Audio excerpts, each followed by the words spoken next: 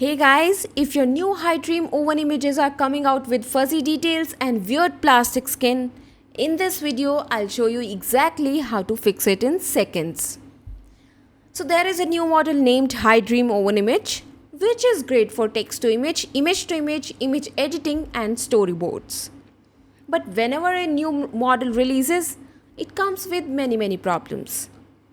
Right now, people are getting fuzzy results and plastic looking skin, and they are struggling to get better outputs. So we have the solution for it, and we are going to fix that in this video.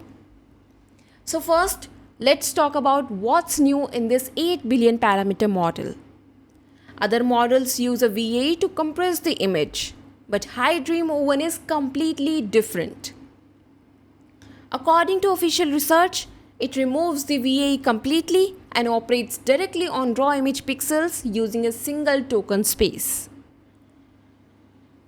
In my first test, the result showed plastic skin and colors that popped too much. So I tried another image and you can see the skin still looks plastic and the background is not perfectly black. And to fix this, I add one more node, which is model sampling SD3. I place it between these nodes and set the value to 3. And why do I use this? Because HiDream O1 processes raw pixels instead of compressed latents. It mathematically needs a custom noise removal curve that ComfyUI doesn't apply by default. I added model sampling SD3 and set the value to 3, which fixes the skin problem. Now everything else stays the same and I just hit run. So by adding this one node, you can immediately see the difference between these two images.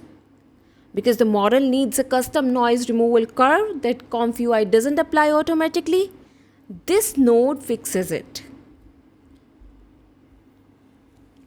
You can see the result is good, but the skin is still not perfect. So what else can we do to make it better? So here I tried changing the settings.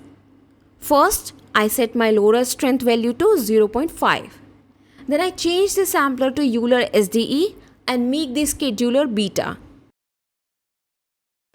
But with the strength at 0.5, the quality drops. Something is missing, so I don't think this is the right value. Next, I decided to test a LoRA strength of 0.2. Increase the CFG to 2 and increase the steps to 40 just to see what happens. Now this gives me a better result, but the skin is still too smooth. So let's try one more method. We'll keep the strength at 0.2, the steps at 40 and the CFG at 2. With these exact settings, the standard sampler is not the best choice. So we switch the sampler back to Euler SDE and keep the beta scheduler. Now you can see the image looks much better. Now here is the most important part. With 40 steps and a CFG of 2, we can finally use negative prompts. This was the real problem. We were getting bad results earlier because I had removed the negative prompt node. And by using a CFG of 2 and 40 steps along with a negative prompt, the image brings back a lot of details. So when we used a CFG of 1, those details were removed. If you want maximum detail with the full model, this is the best method to use.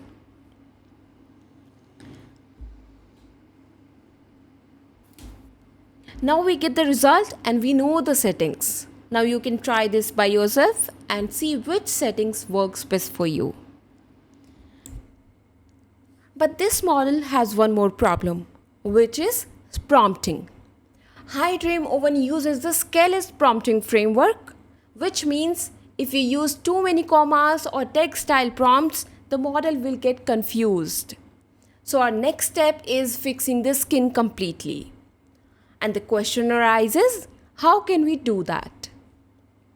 And to fix that, we have to write a prompt that is supported by this model.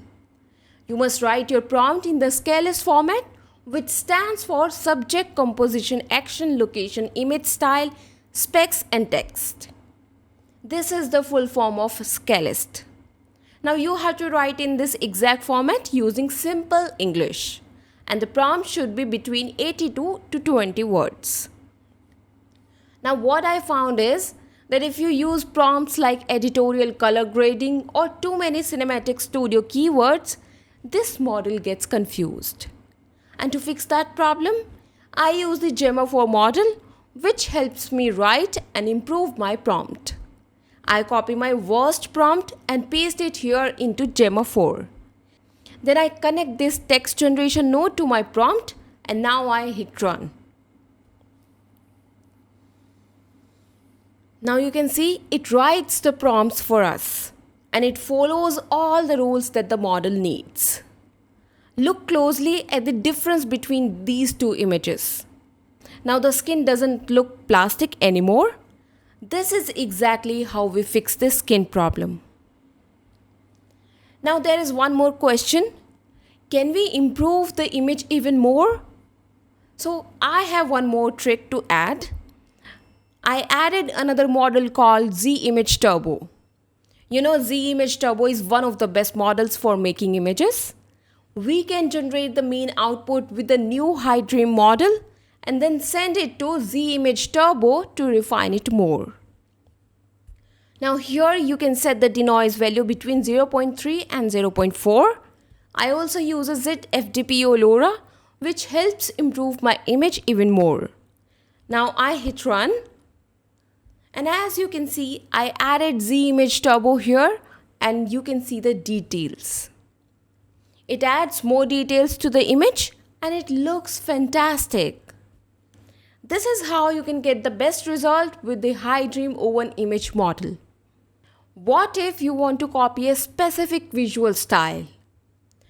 Here I have a reference image and I want a similar type of image with HiDream.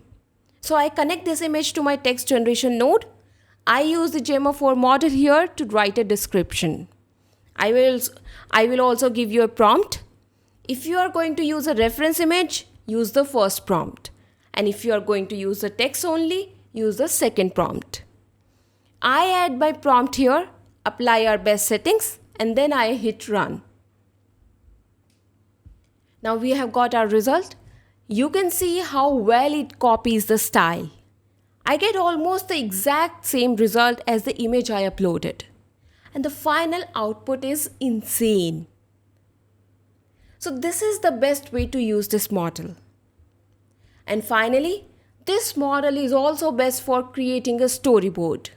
You can see it keeps the character consistency and the character stays consistent during the storyboard frames. That's all about text to image. Now we are going to do image editing.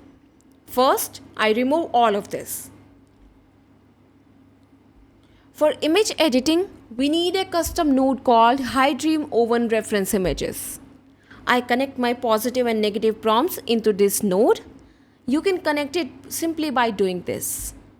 I add a load image node and then another node called image scale to total pixels. So whenever you upload an image, its resolution must be divisible by 32. If the resolution is wrong, you will get a bad result surely.